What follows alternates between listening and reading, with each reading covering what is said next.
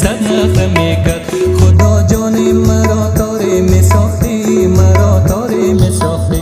بلب ها بلب ها بلب میزد بسوزن میفهمیکرد، بسوزن میفهمیکرد. پری دردی دوایی، پری میری جفایی، پری نور بندی دے تو لال بی بهایی. پری خیرو نداری، پری خیرو نداری وی تو میلی آشنایی. پری بالا بلایی نظر کده خدایی وی